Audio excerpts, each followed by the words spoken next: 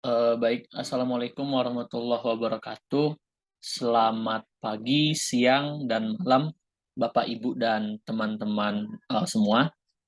Perkenalkan, nama saya Aksel Jonata dari Program Studi Statistika FMIPA Universitas Pajajaran dengan NPM 140610200001. Baik, pada kesempatan kali ini saya akan eh, mempresentasikan materi dari teori antrian, yaitu membangkitkan data antrian.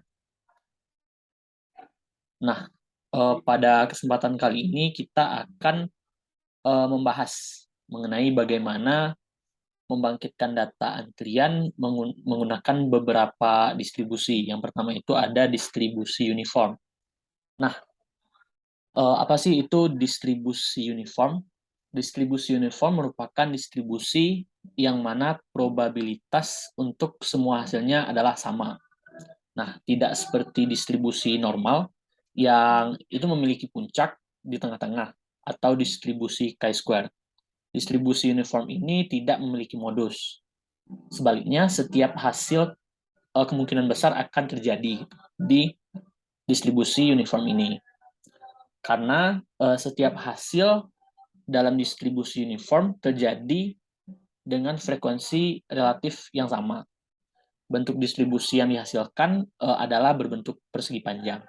Nah, di sini kita bisa melihat contoh dari grafik distribusi uniform.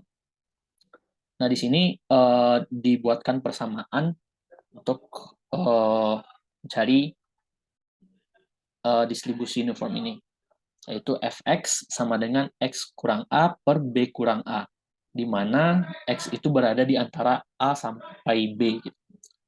Dan ini disederhanakan lagi, yaitu u sama dengan x dikurang a per b dikurang a. B dikurang A dipindah ruaskan ke sini menjadi U dikali B dikurang A. Sama dengan X dikurang A. Di sini kita dapatkan hasil nilai X itu sama dengan A ditambah U dikali B dikurang A. Nah, begitu teori untuk distribusi uniform.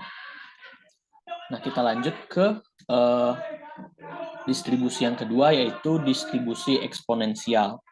Nah, distribusi eksponensial termasuk distribusi kontinu dan merupakan bentuk khusus dari distribusi gamma dengan alfa sama dengan 1.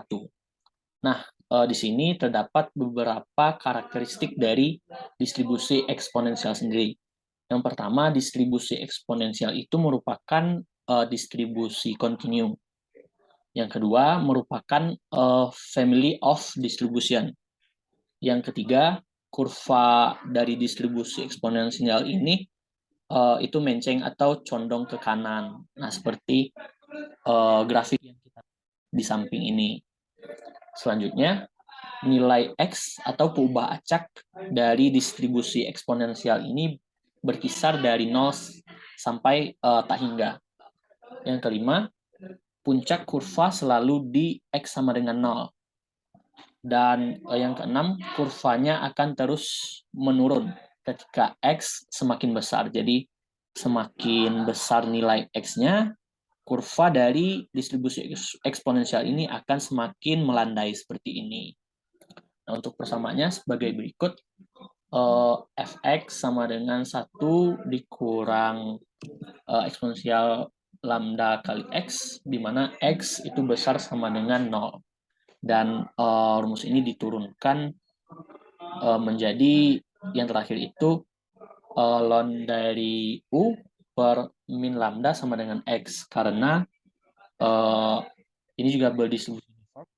U sama dengan U dalam kurung 0,1.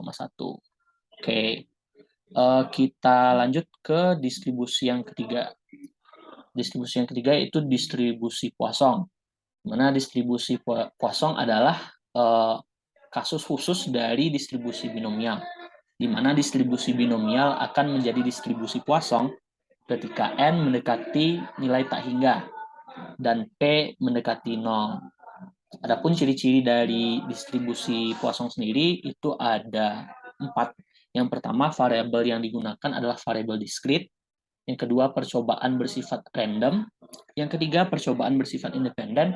Yang keempat, biasanya digunakan pada percobaan binomial, di mana N lebih besar dari 50 dan P itu lebih kecil dari 0,1. Nah, kita kan sudah memaparkan gitu ya, mengenai teori 3 buah distribusi yang akan kita gunakan untuk membangkitkan data antrian. Sekarang kita akan mempraktekannya dengan menggunakan software R. Nah, kita masuk ke contoh kasus untuk membangkitkan data antrian. Nah, contoh yang pertama itu diketahui waktu antar kedatangan pelanggan adalah 2-4 menit. Nah, di sini saya menambahkan pertanyaan, yaitu hitunglah laju kedatangan berdasarkan 100 pelanggan. Nah, di sini saya akan membangkitkan data antrian, sekaligus akan menghitung laju kedatangan berdasarkan 100 pelanggan. Nah, kita masuk ke software R-nya. Oke, untuk contoh yang pertama, itu kita lihat sebagai berikut. Yang pertama kita buatkan variabel yang akan kita jalankan, yaitu waktu. Kita misalkan dengan waktu datang 1 gitu. Untuk sintaksnya sendiri, karena nilainya ini random, maka kita buat fungsi R unif karena ini distribusi uniform ya, yang pertama. Kita run aja. Nah, di sini kita udah ngeran bagian waktu datang. Di sini kita ada 100 data yang berbeda, 100 data random, itu yang waktu kedatangan 2-4 menit. Nah, karena kita akan melihat laju kedatangan, maka kita akan mencari rata-rata dari waktu kedatangan terlebih dahulu.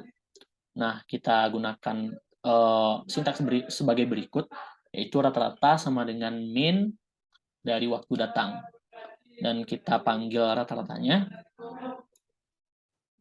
Nah, setelah kita melakukan run data, maka didapat rata-rata dari waktu kedatangan itu senilai 2,994722. Nah, di sini kita buat kesimpulan bahwa lambda dari waktu kedatangan tersebut yaitu 1 orang per 2,99 menit. Nah, ini kan 1 orang per 2,99 menit ya. Jika kita ingin laju kedatangan dalam bentuk menit, maka kita harus membuat sintaks 1 per rata-rata. Nah, di sini sudah terlihat setelah kita merun data ini, kita dapat bahwa waktu kedatangan atau lambda sama dengan 0,33. 0,33 per menit. Jadi kalau kita menghitung lambda dengan tolak ukur menit, maka banyak orang yang datang per menitnya itu sebanyak 0,33, seperti itu. Oke, kita lanjut ke pertanyaan kedua. Yaitu diketahui waktu antar kedatangan pelanggan adalah 2 menit. Hitunglah laju kedatangan berdasarkan 100 pelanggan. Oke, sama seperti tadi, kita masuk ke software R-nya. Nah, kita lihat contoh kedua. Di sini sudah saya buatkan. Untuk contoh kedua, saya beri nama waktu datang 2. Di sini karena ini merupakan distribusi eksponensial, maka saya membuat fungsinya itu exp. Nah, di sini kita run. Nah, dan sudah terlihat juga bagaimana data random yang kita punya itu berjumlah 100 data seperti ini. Kita juga akan melihat laju kedatangannya, maka saya buat rata-rata dari waktu kedatangan. Oke, ini ada kesalahannya. Wah, ini rata-rata dari waktu kedatangan kedua. Oke. Kita run. Nah, untuk waktu rata-ratanya yaitu 2,155.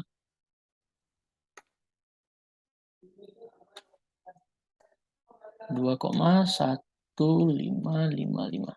Nah, dari sini kita dapat menyimpulkan bahwa lambda dari data waktu kedatangan yang kedua ini yaitu sebanyak 1 orang yang datang per 2,1555 menit. Nah, jika ingin melihat per menitnya berapa orang, maka kita harus melihatnya dengan 1 per rata-rata.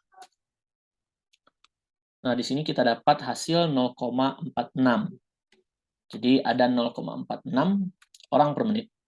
Itulah ya kalau misalkan kita melihat per menitnya.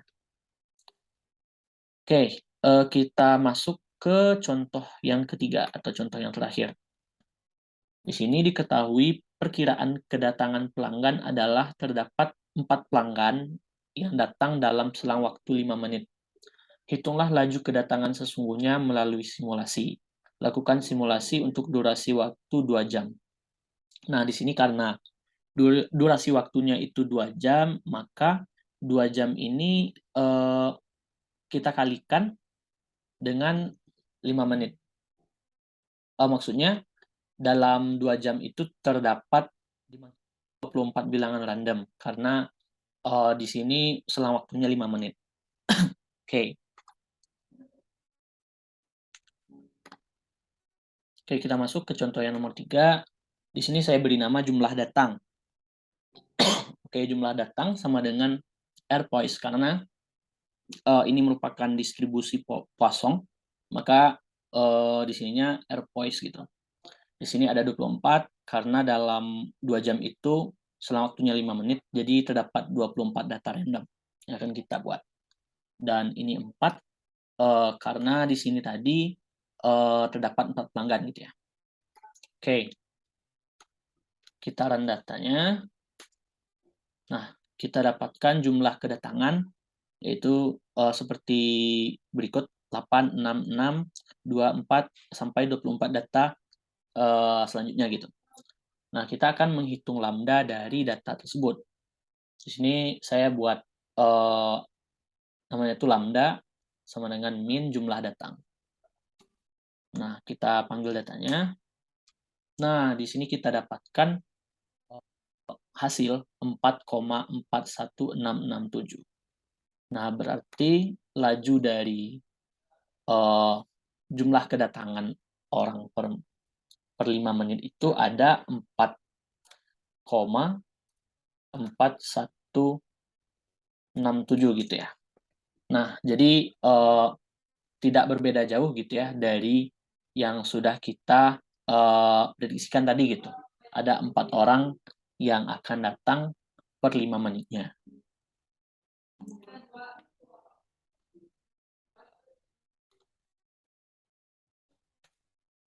Baik, mungkin sekian yang dapat saya sampaikan pada kesempatan kali ini.